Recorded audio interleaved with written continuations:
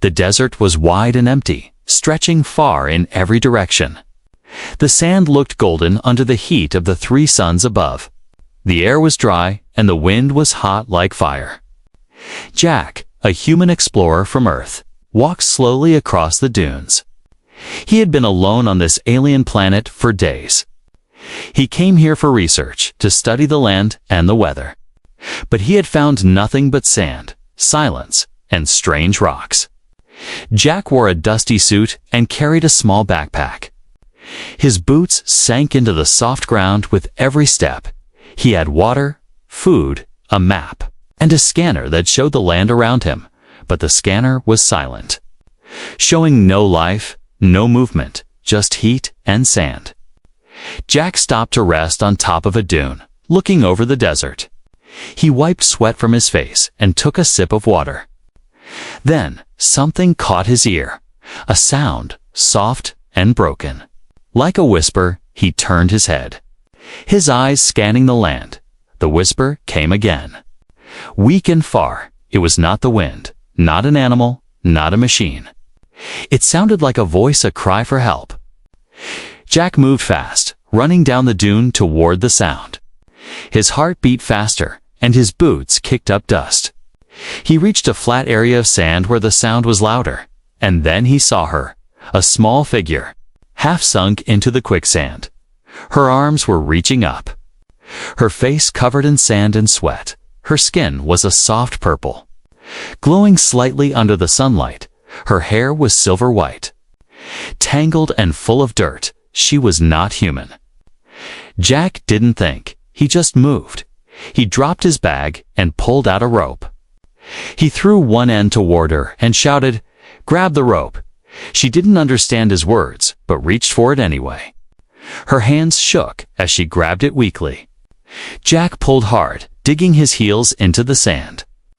The quicksand fought back, trying to swallow her, but Jack didn't stop. He pulled with all his strength. Inch by inch, she rose from the pit, her body covered in mud and sand. Finally, with one last pull, she tumbled onto solid ground. Jack dropped to his knees beside her. She was breathing fast, her chest rising and falling.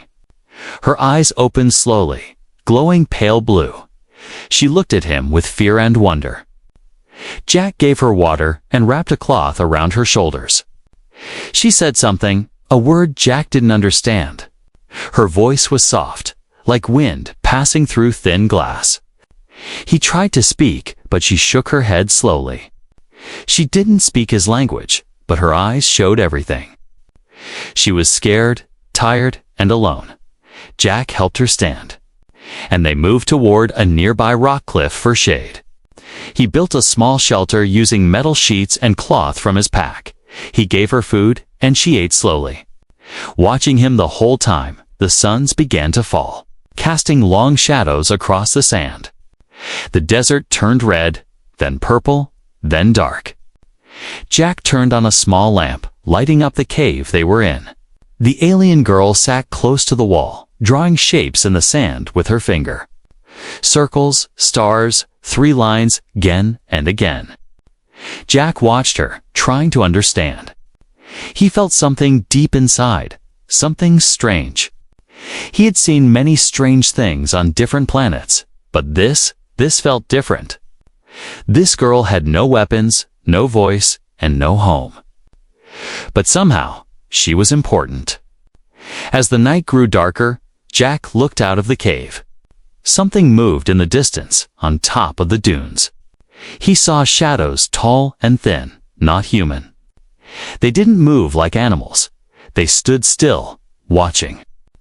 Jack felt a chill crawl down his back. He slowly turned off the lamp. He looked at the girl, who was now sleeping quietly beside the warm stone. He didn't know what she was, or why she was trapped. But now she was his responsibility. Something had started in the sand, something much bigger than him. And the desert was no longer quiet. The 3 suns rose slowly over the horizon, turning the desert gold and red again inside the small rocky shelter. The alien girl opened her eyes, blinking at the light.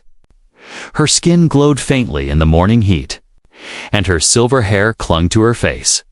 Jack sat nearby, already awake. Watching her with quiet eyes, he had been up all night. Thinking, listening, waiting. The shadows he saw on the dunes still haunted his mind, but for now, it was calm. Just the sound of wind and sand. The girl sat up slowly, looking around as if she didn't know where she was.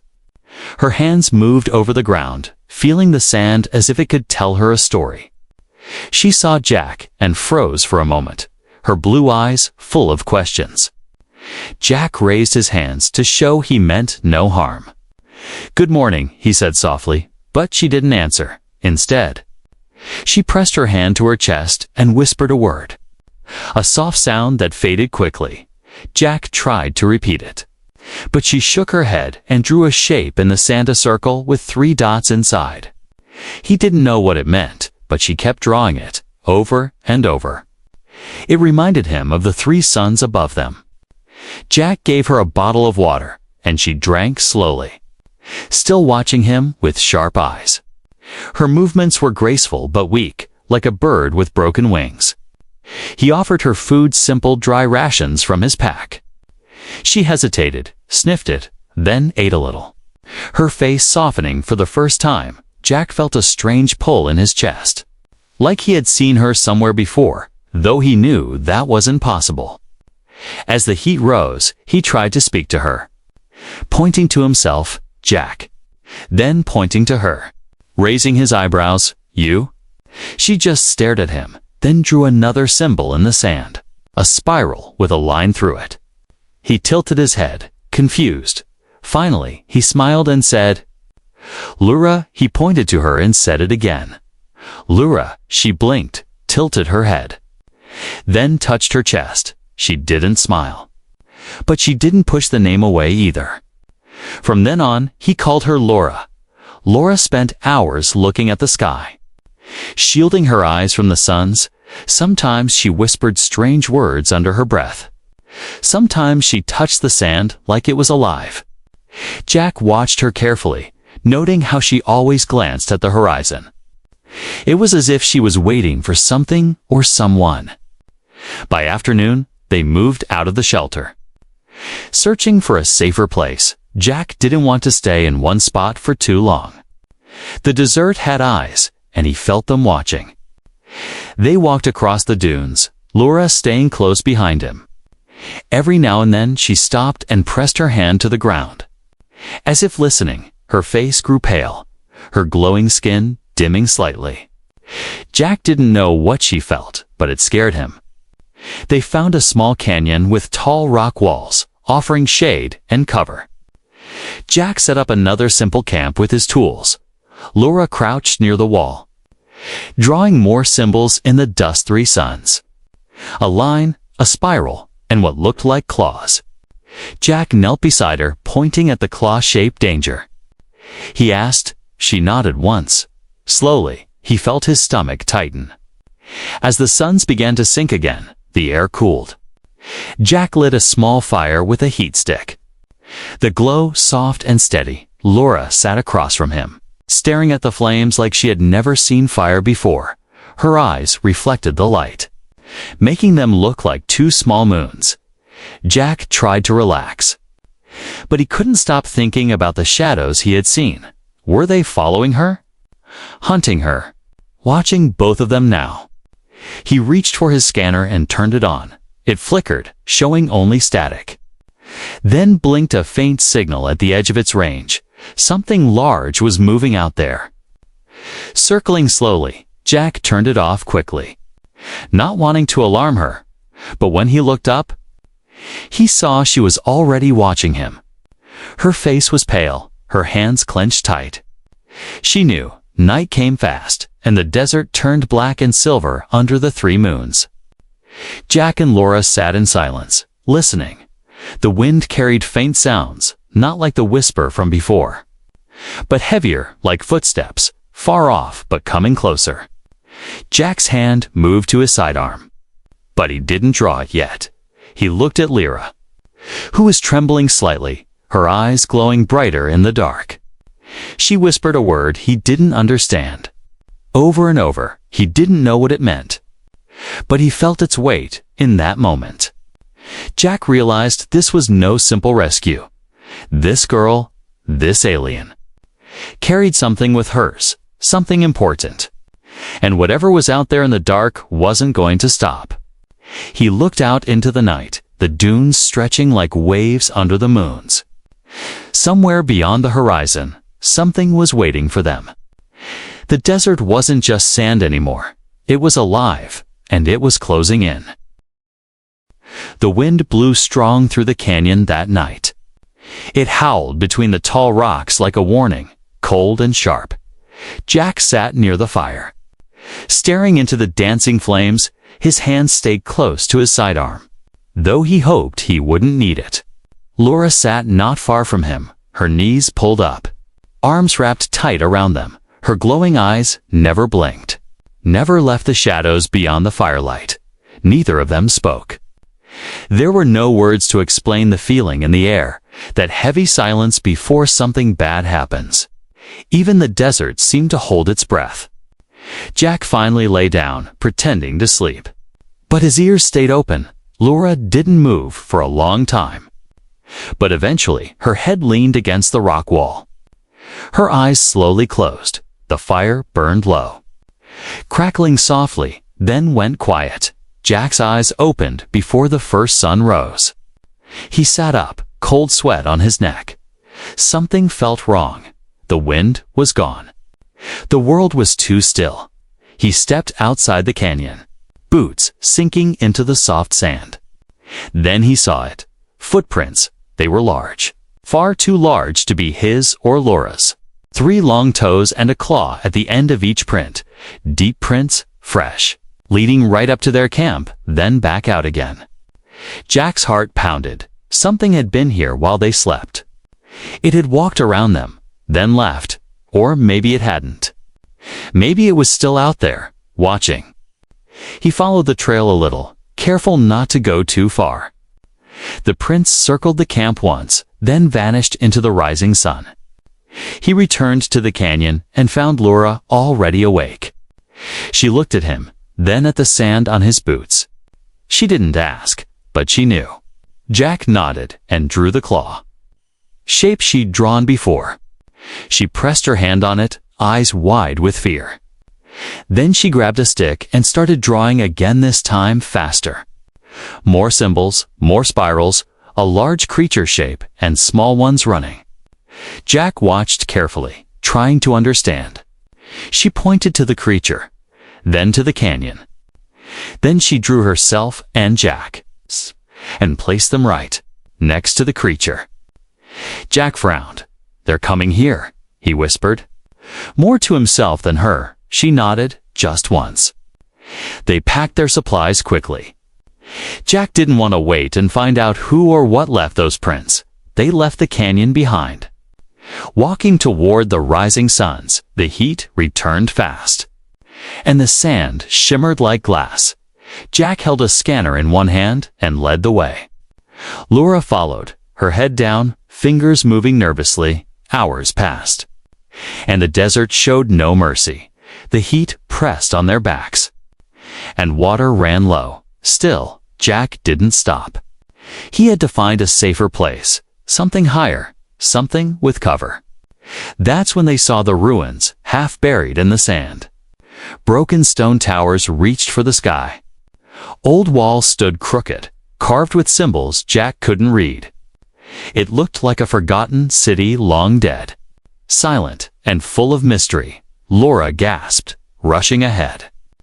Touching the stones like they were alive, she whispered words he didn't know, her hands moving quickly over the carvings. She looked both afraid and amazed. Jack followed her into the ruins. Scanning the area, no life signs, no movement, but something strange filled the air. A strange whistle echoed through the ruins. Soft but close, Jack turned fast, gun raised, eyes sharp. There was nothing there, just old stone and blowing sand. But Laura froze, her face pale.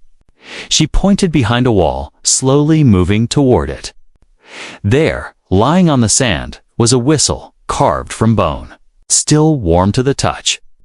Someone had just been here. Jack's stomach dropped. He picked up the whistle and turned it in his hand. The carvings matched the ones on the wall's tribble. Ancient, precise Lura stepped back, her hand shaking.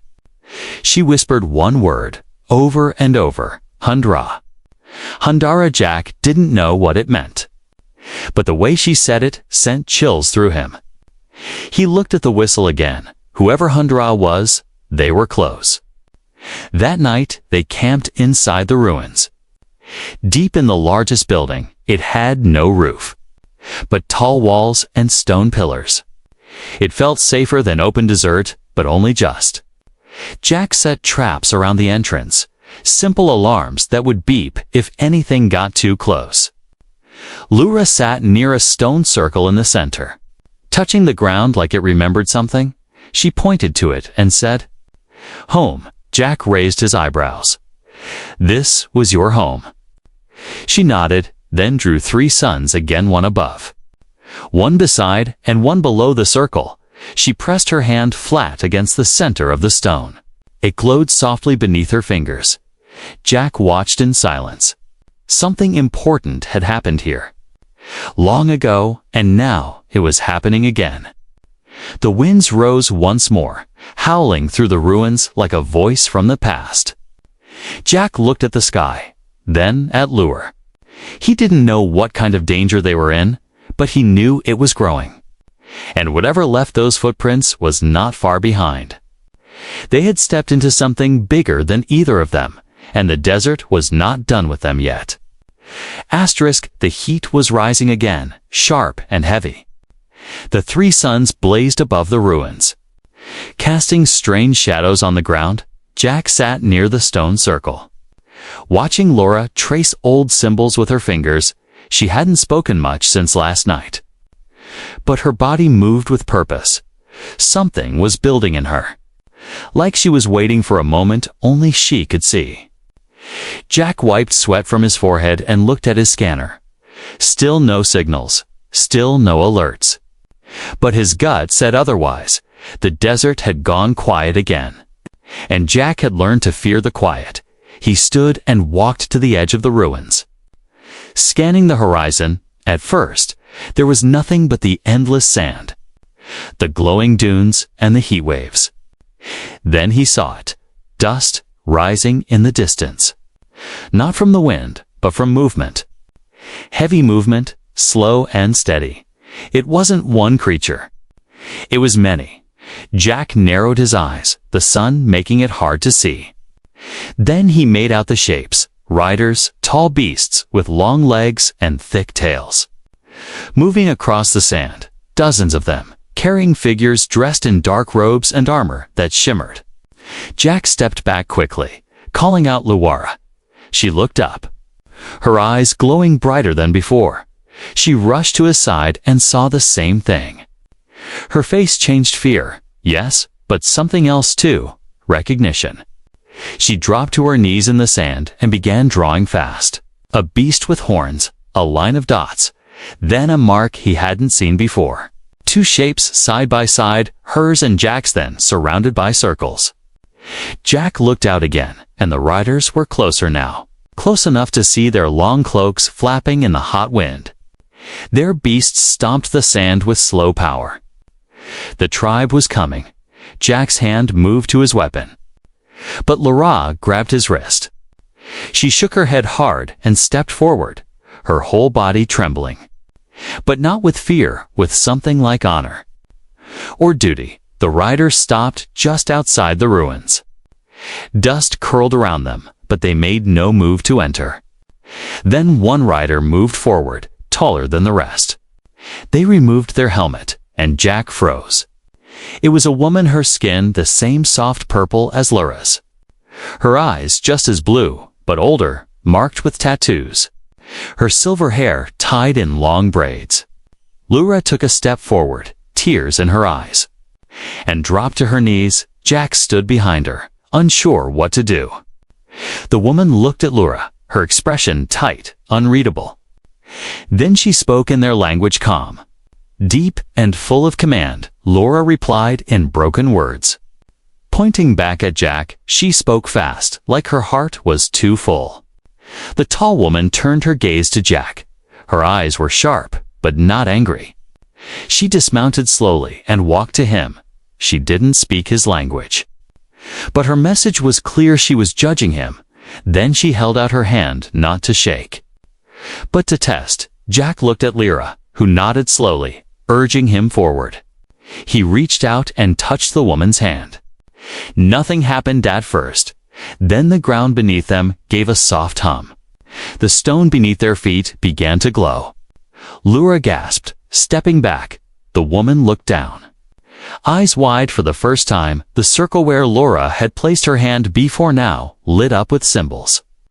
One by one, they glowed, forming a ring around Jack and the tall woman. The riders began murmuring, watching with silent shock. Jack didn't understand the meaning, but he knew this wasn't normal. Something ancient had been awakened. The woman stepped back, then dropped to one knee, her head bowed. The other riders followed, dismounting and kneeling in silence. Jack stood frozen, confused. He turned to Laura, who walked to his side and took his hand. She looked up at him and whispered one word. "Protector." Jack's throat went dry. The tribe rose slowly, forming a wide circle around them. One rider stepped forward and placed a bundle at Jack's feet. Inside was armor, crafted from stone metal, glowing at the seams. Next to it was a blade carved from something not found on Earth. A gift or a warning. Jack looked around, unsure what to say. Unsure if he could refuse, Lyra touched the armor and nodded. "You saved me," she said slowly, her words broken but strong. They remember. The tribe began chanting low. Deep, powerful, the ruins echoed with sound, as if the stones themselves were singing. The clan that never forgets had returned. And they had not come for revenge, they had come for him. Jack didn't know what future waited beyond this moment. But he felt it changing, felt something rising around him. Bigger than survival, bigger than fear. It was honor. And it had found him in the sand. The ruins had changed. Where once they were quiet and broken, now they were alive with movement. The clan filled the space with strange sounds, deep chants and careful steps. Their beasts rested along the stone walls, snorting softly, eyes glowing in the dark. The heat from the three suns faded slowly as dusk approached. But the tension grew heavier. Jack stood beside Laura, feeling the weight of many eyes on him. He didn't understand their words, but he knew the meaning. They didn't trust him, not yet. Saving Laura had brought him respect, but not safety. Now he would have to prove himself. The tall woman with silver braids, the clan leader, spoke again. Her voice echoed through the ruins, calm but firm. She pointed to Jack, then drew a wide circle on the ground with a staff. The circle was not just a mark, it was a message. Lyra's face turned pale as she whispered the word, trial. Jack frowned. Trial? What kind of trial? She looked at him with worry in her eyes, then pointed to the sky above them. The first of the three moons began to rise. The clan formed a wide ring around the circle, their faces quiet and serious. Drums began to beat soft at first, then louder. Jack stepped into the circle, his boots pressing down into the warm sand. He had no armor, no blade, just his body and his mind. From the other side, a young warrior stepped forward, tall and strong. His eyes glowed with fire, and his claws were long and sharp. He wore no weapon either, but he didn't need one. His arms were covered in scars, and his body moved like a hunter. Laura rushed to Jack and placed her hand on his chest. "Do not fight to kill," she said, slowly. "Win with heart." Jack nodded. Though he wasn't sure what that meant, he took a deep breath as the drums stopped. The ruins fell silent, the air frozen in place. Then the trial began. The warrior charged fast. Faster than Jack expected. He ducked and rolled, sand flying around him. The warrior spun and swung his arm, claws slicing through the air. Jack jumped back, barely avoiding the strike. He had to think, not just survive, he had to win their respect. He remembered Lura's words. Win with heart, he began to move differently. Not attacking, but dodging, he stayed just out of reach. Using the warrior's strength against him. He kicked sand in his eyes, rolled between his legs, and used the broken stone to block attacks. The warrior roared in frustration, slamming a fist into the ground. Jack saw his chance, jumped on a fallen pillar. Then leaped onto the warrior's back. He wrapped his arm around the warrior's neck, but didn't choke. He held, strong and steady, until the warrior slowed and stopped moving. He let go, stepped back, and raised both hands. No anger, no blood, only silence. The clan was quiet for a long moment. Then the tall woman stepped forward. Eyes fixed on Jack, she looked at the warrior, who stood slowly and nodded once. Then the warrior turned to Jack, bent one knee, and touched his forehead to the ground. The crowd let out a long breath. The trial was over. Lura ran to Jack and hugged him tightly, her arms shaking. "You did it," she whispered. "You are accepted." The tall woman handed Jack a carved bowl. Glowing faintly with red light, inside it was sand from the circle, now mixed with silver dust. Jack looked at Lura for meaning, and she smiled. "This is the dust of respect," she said. "They give it only to those who pass with honor." Later that night, the clan built a fire so large it lit the entire ruins. Drums beat again, but this time they were soft and joyful. Food was shared, strange music played, and glowing stones floated in the air. Jack sat beside Lura, watching the stars above. He was still tired, his body sore, but his heart felt calm. He wasn't just a stranger anymore. He had stood in the circle and won not with fists, but with heart, as the firelight danced on the walls. The tall woman came to him again. She held something in her hand, a relic, glowing with blue fire. She placed it in Jack's palm. It was warm, pulsing softly. Lura gasped. Covering her mouth, Jack looked down at it, confused. "What is it?" he asked. She answered with a word that made the fire flicker. Ashka-Laura's eyes filled with tears. "It means heartstone," she said. "It chooses only one who is true." The relic pulsed again in Jack's hand. As if it had been waiting for him, the clan watched in silence, their faces full of something deep: respect, wonder, maybe even hope. In that moment, Jack realized something. He hadn't just passed a test. He had been chosen, not by the clan, but by something older, something hidden in the sand and the stars, and his story was only just beginning. The heartstone still pulsed in Jack's hand as the firelight flickered across the ruins. It was warm, like something alive, like it had a heartbeat of its own. He held it carefully, feeling a quiet power inside it. The tribe watched him in silence, their glowing eyes full of respect. Jack didn't understand all their customs, but he understood this moment. Something had changed, something important. He was no longer just the stranger who saved one of their own. He had become something more. Lura stepped forward, her voice shaking slightly. She spoke in her language, speaking to the elders, to the warriors, to her people. Then she turned to Jack and said in slow, broken English, "The Heartstone has chosen you." Jack blinked, still confused. Chosen for what? He asked. She looked down, then back at him. For honor. The tall woman with silver braids stepped forward again. She carried a robe made of woven silver threads. Glowing softly, behind her, another elder carried a mask, carved from dark stone and marked with blue light. They placed both items at Jack's feet, and the entire tribe bowed their heads. Lura whispered, "It is a gift. Only for those who are remembered in the tribe's blood." Jack stared at the robe and the mask. Unsure if he should touch them, Laura nodded, so he reached out slowly. Lifting the robe in both hands, it felt light, almost floating. He placed it over his shoulders and felt warmth spread through his chest. Then he picked up the mask.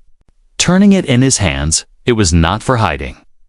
He realized was for showing, a sign of someone who had earned a place in their memory. He held the mask at his side as the tribe rose to their feet again. Drums began to beat slowly, softly. This time, the rhythm was different come. Like a heartbeat, the clan formed two long lines. Creating a path through the ruins, Laura took Jack's hand and led him to the start of the path. "You walk this," she said, "when you reach the end. You will no longer be outsider." Jack hesitated, but then nodded, with Laura beside him. He began to walk, as they walked through the path. Members of the tribe whispered words in their own tongue. Some touched their chest, some touched the ground. One child even reached out and touched Jack's hand, smiling. Laura translated softly. "They honor you, not just for saving me, but for walking the trial." For not using the blade, Jack felt something strange in his chest. Like pride, but also peace. He hadn't come here looking for a place. But maybe this place had found him when they reached the end of the path. A fire burned in a tall stone bowl. The tall woman stood there. Holding a staff made of bone and crystal, she pointed to the fire. Then to the heartstone in Jack's hand, Laura whispered, "Place it in the flame." Jack looked down at the stone. Still glowing faintly, he stepped forward and gently placed it in the fire. The flame turned blue in an instant, rising higher, spinning upward like a whirlwind. Gasps filled the air as glowing dust lifted into the sky. It flew up into the stars, like a signal, a message. Then, slowly, the fire returned to normal. The heartstone remained.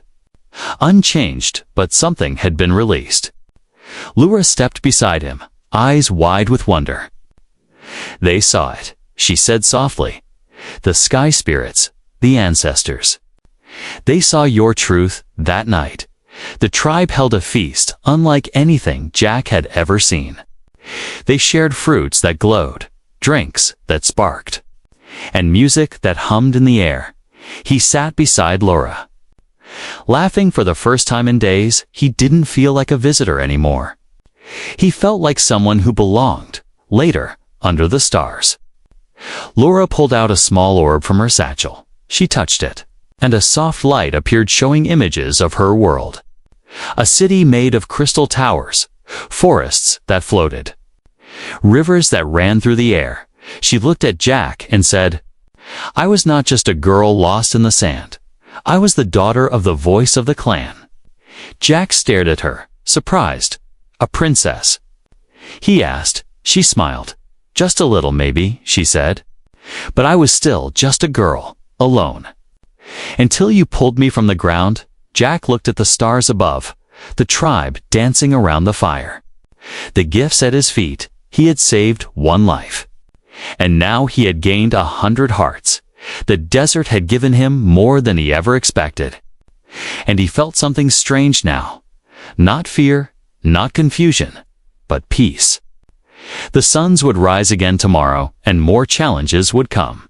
But for now, he had a place, he had honor. And in a world far from Earth, under 3 moons and 3 suns. Jack had been chosen by something ancient and sacred. Not just as a protector, but as part of their story. The desert was quiet before dawn, not the kind of silence that feels empty, but one that feels full, like the world was holding its breath. The last fire in the ruins burned low, crackling softly as shadows danced across stone walls. Jack stood alone on a high ledge, wrapped in the silver robe the tribe had given him. Below him, the clan was still asleep, their beasts curled beside them.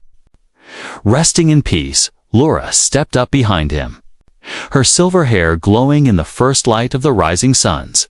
She stood beside him in silence, both of them watching the sky change color far on the horizon. The first sun rose a red giant, stretching its light across the dunes.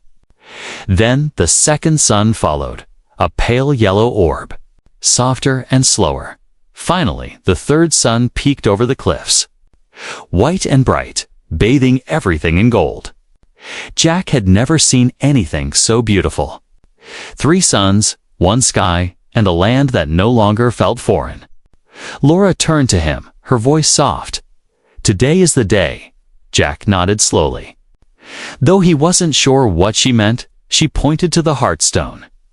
"Still glowing faintly in a satchel, it is called them," she said. Jack raised an eyebrow. "Called who?" She looked at the sky again. The watchers, the voices. The old ones. Just then, the air shimmered, and a deep humming sound rolled through the desert. It wasn't wind, and it wasn't thunder. It came from above, from the sky itself. Jack looked up, eyes narrowing against the light, and there, slicing through the clouds, was a ship, but not an alien ship. It was Earth-made human technology, sharp angles, familiar steel. A rescue vessel. Jack stepped back in shock. He hadn't activated any signal.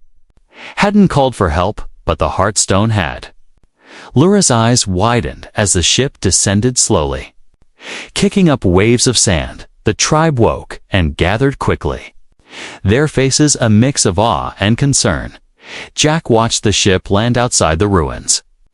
Dust swirling around its sides.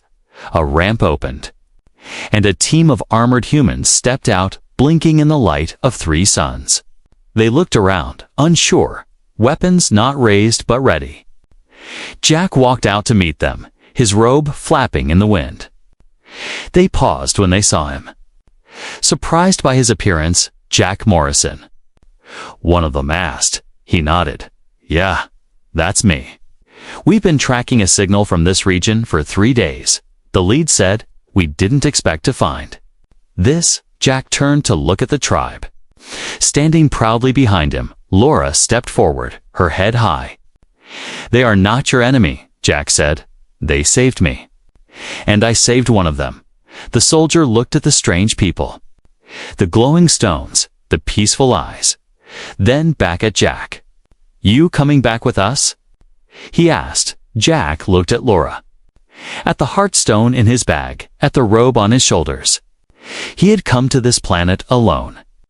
A stranger. Now he had a name, a place, a tribe. He turned to the humans and smiled. "I'm not going back," he said. "Not yet." The soldier hesitated, then nodded. "We'll report you as alive and well," he said. "They won't understand why you stayed." Jack smiled again. "That's okay. Some things don't need to be understood." The humans returned to their ship.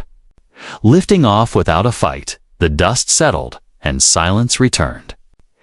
Jack turned back to the tribe, who now walked toward him. Smiling, proud, Laura stepped beside him. Placing her hand over his heart. "You chose us," she said. Jack looked around and nodded. "No," he said. "We chose each other." The tribe gathered in a circle. The drums beat again, not for trial, not for battle, but for celebration. Jack stood beside Laura, among friends, no longer a visitor. He had become more than a rescuer, more than a wanderer. He had become a bridge between 2 worlds. And as the 3 suns climbed higher, lighting the endless sand, a new dawn began, not just for Jack, but for everyone who had once been lost, and now found their place under the same sky.